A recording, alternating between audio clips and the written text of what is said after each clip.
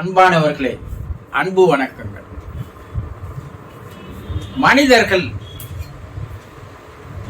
மரணத்தால் விரைவில் இறந்து போகிறார்களே, அதற்கு என்ன காரணம் என்று ஒரு அன்பர் கேள்வி கேட்டிருக்கிறார். மனிதர்களுக்கு மரணம் விரைவாக ஏற்படுவது எதனால் என்று அவர் கேட்டிருக்கிறார்.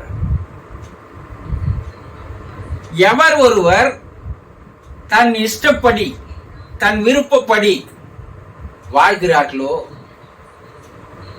யார் ஒருவர் தன் கர்மாக்களை அதிகப்படுத்திக் கொள்கிறார்களோ, எப்படி வாழ வேண்டும் என்ற நெறிமுறை இல்லாமல் தறிக்கட்டு வாழ்கிறார்களோ,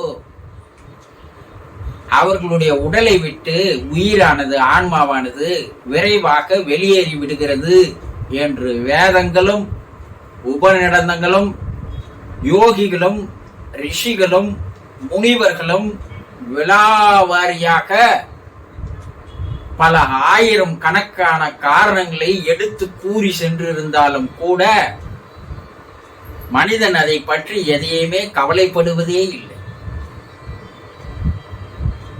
பிறந்ததே எதுக்கு? இறைவன் ஏன் வயிற்றை வைத்தான் தெரியுமா? நன்றாக சாப்பிட்டு அனுபவித்து இறந்து போக வேண்டும் என்பதற்காக தான் வயிற்றை வைத்தார் என்று சிலர் பேசுவதை கேட்டு இருக்கிறோம் இல்லையா? விலங்கினங்கள் கூட அளவுக்கு அதிகமாக சாப்பிடுவதில்லை. அது அளவுக்கு அதிகமா சாப்பிட்டுச்சுன்னா வாந்தி எடுத்து அது வெளியே எடுத்துரும். விலங்கினங்களுக்கு இருக்கிற அறிவு கூட 6 அறிவு படைத்த மனிதர்களுக்கு இருப்பதில்லை. எந்த விலங்கினங்களும் தன்னுடைய ஆயுளை முழுமையாக வாழ்ந்துதான் இருக்கிறது, மனிதனை தவிர. அறிவில் உயர்ந்தவன் என்று கூறிக்கொள்கிறோம் இல்லையா? ஆனா மனிதர்கள் மிருகங்களை கூட அறிவில் தாழ்ந்தவர்கள். நாய் அளவுக்கு அதிகமா சாப்பிட்டுச்சுன்னா உடனே எங்கன்னா போய் அது அந்த அருக்கம்புல்லை மென்று ஒரு 5-6 முறை மென்னு வாந்தி எடுத்துரும். வயிற்று அது சுத்தம் பண்ணிக்கும். ஆனா வாய் வரைக்கும் அதிகமா தொண்டை வரைக்கும் துண்ணுட்டமே என்ன பண்றா? அதுக்கு மேல சோடா குடிக்கிறது, அதை செய்யறது, அதை ஜீரணமாகாத அந்த மிஷின்ல போட்டு அழுத்துறது. எப்படி தனக்குத்தானே ஒரு வேதனையை அனுபவித்துக் கொண்டால் கூட அதிலிருந்து புத்தி என்பது வருவதில்லை இல்லையா? அப்போ இறைவன் இந்த மனித உடலை 1000 ஆண்டுகள் வாழ்வதற்கு ஏற்றால் போட்டுதான் டிசைன் பண்ணி இருக்கிறான் என்று சித்தர்கள் கூறுகிறார்கள். 1000 வருஷமா? ஆமா. ஒரு மனிதன் 1200 ஆண்டுகள் வாழ முடியும் என்றுதான் சித்தர்களுடைய பாடல்கள் கூறுகிறது. அதற்கு ஏற்றாற் போல்தான் இறைவன் ஒவ்வொரு உள்ளுறுப்புகளையும் அங்கங்களையும் அவன் தயார் செய்து வைத்திருக்கிறான் என்று கூறுகிறார்கள். நம்ம எங்க 1200 வருஷம் ஆகும்? அதுல ஒரு 10% ஒரு 120 ஆண்டுகள் வாழ்ந்தால் போதும் என்றுதான் நினைக்கிறோம். ஆனா 120 ஆண்டுகள் கூட வாழ முடிவதில்லை. காரணம் என்ன? ஒரு ஆமை, ஒரு தேரை, ஒரு பாம்பு 200 வருடங்கள் வாழ்கிறது. எத்தனை வருஷம்?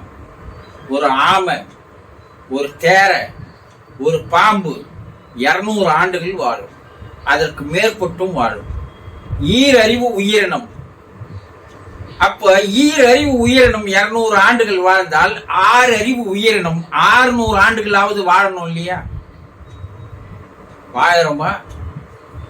பாம்பு தேர வாழ்ற ஆமை வாழ்ற காலத்தை விட பாதி காலம் கூட நாம் வாழ்வதில்லை. சிந்தித்து பாருங்கள். ஒரு ஆமை 200 வருஷம் வாழுது. மனிதனாகிய நாம் அது அளவுக்கு வாழணும் இல்லையா? இல்ல அதுக்கு மேல வாழணும் இல்லையா? நினைச்சு பாக்குறோமா? ஆனா ஒரு ஆமை வாழ்ந்து கொண்டே இருக்கிறது. மனிதன் இறந்து போகிறான் 50-60 வருடங்களில். என்ன இதை ரிசர்ச் பண்ணி பார்த்தா, இந்த உயிரினங்கள் எல்லாம் மூச்சை உள்ளடக்கி வாழ்கிறது, உணவை குறைத்து கொண்டு வாழ்கிறது. அதனால் அதனுடைய ஆயுள்கள் நீடிக்கிறது. மனிதன் உணவையும் பெருக்கிறான், மூச்சையும் அதிகமாக்கிறான். அதனால் அவனுடைய ஆயுள் குறைந்து விடுகிறது. எப்படி வாழ வேண்டும் என்பது தெரியாமல் மனித குலம் வாழ்ந்து கொண்டிருக்கிறது. பிறப்பு அற்புதமானது, ஒரு அதிசயமானது, ஆனந்தமயமானது, அனுபவிக்க வேண்டியது. எதை? பேரின்பத்தை அனுபவிப்பதற்காக தான் இந்த உடல் தரப்பட்டிருக்கிறது தவிர சிற்றின்பத்தை அனுபவிக்க அல்ல. இதை மனிதர்கள் புரிந்து கொண்டால் அவனுடைய ஆயுள் நீடிக்கும். வேலை செய்யறானோ இல்லையோ, உழைக்கிறானோ இல்லையோ, கஷ்டப்படுறானோ இல்லையோ, ஆனா 3 வேளை 5 வேளை தின்று விட வேண்டும். இதுதானே சாப்பாட்டு ராமனா இருக்கிறான். எதை சாப்பிடக்கூடாதுன்னு தெரியல, எதை வேண்டுமானாலும் சாப்பிடுறான். அப்ப அந்த மிஷின் என்ன ஆகிறது? ஒரு கேரண்டி கொடுத்து ஒரு மிஷினை உருவாக்குறான் மனிதன். ஆனா மிஷினுக்கு கேரண்டி கொடுக்கிறவன் தனக்கு கேரண்டி தந்து கொள்வதில்லை. அந்த மிஷின் கூட 100 வருடம் வாழும், ஆனா மனிதன் 50 வருடங்களில் இறந்து போகிறான். இன்று மருத்துவ உலகம் அசாதாரண வளர்ச்சி பெற்றிருக்கிறது. மருத்துவர்கள் இந்த உயிரை நீடித்து வைப்பதற்குண்டான மருந்துகளை கண்டுபிடித்து விட்டார்கள். அதே நேரத்தில் இறப்பை தள்ளி போடுவதற்குண்டான மருத்துவமும் வந்துவிட்டது. மருத்துவர்கள் மனிதனுடைய ஆயுளை அதிகரிக்கக்கூடிய வகையிலே மருத்துவங்கள் செயல்பட்டு கொண்டிருக்கின்றன. மனிதன் மட்டும் அதை தெரிந்து கொள்வதே இல்லை. இன்று அமெரிக்கா, ரஷ்யா போன்ற நாடுகளில் எல்லாம் லாங் லைஃப் சொசைட்டி, நெடுநாள் வாழுகின்ற மனிதர்களுடைய சங்கம் என்று ஒன்று ஆரம்பித்து அது எப்படி வாழ வேண்டும், எதை சாப்பிட வேண்டும், எதை உழைக்க வேண்டும் என்றெல்லாம் டிசைன் செய்து 100 வருடங்களுக்கு மேல் வாழ்ந்து வருகிறார்கள். விஞ்ஞானம் வளர்ச்சி பெற்றுவிட்டது. மெஞ்ஞானம் ஏற்கனவே வளர்ச்சி பெற்றது. சித்தர்கள் எப்படி வாழ வேண்டும், எதை சாப்பிட வேண்டும், எப்படி இருக்க வேண்டும் என்பதையெல்லாம் பாடங்களாக தந்து சென்றிருக்கிறார்கள். அதை தான் விஞ்ஞானம் இன்று பின்பற்றுகிறது. மெஞ்ஞான முறைப்படி மனிதன் சரியான உணவெடுத்து, சரியான உடல் உழைப்போடு, சரியான உறக்கத்தோடு அவன் வாழ்ந்தால் 100 ஆண்டுகளை தள்ளிவிடலாம். 120 ஆண்டுகள் வாழ்கின்ற மனிதர்கள் என்று உலகத்தில் இருக்கிறார்கள்.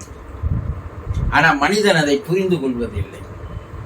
ஒன்று உணவாலேயே தன்னை அழித்துக் கொள்கிறான். அதிகமான மூச்சை விட்டு சீக்கிரமாக இறந்து விடுகிறான். இதையெல்லாம் புரிந்து கொண்டால் நெடுநாள் நீடித்து வாழ முடியும்.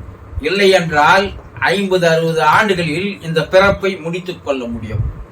இதனால் தான் மனிதனுக்கு விரைவாக மரணங்கள் வருகிறது என்பதை புரிந்து கொள்ளுங்கள். சந்தோஷம்.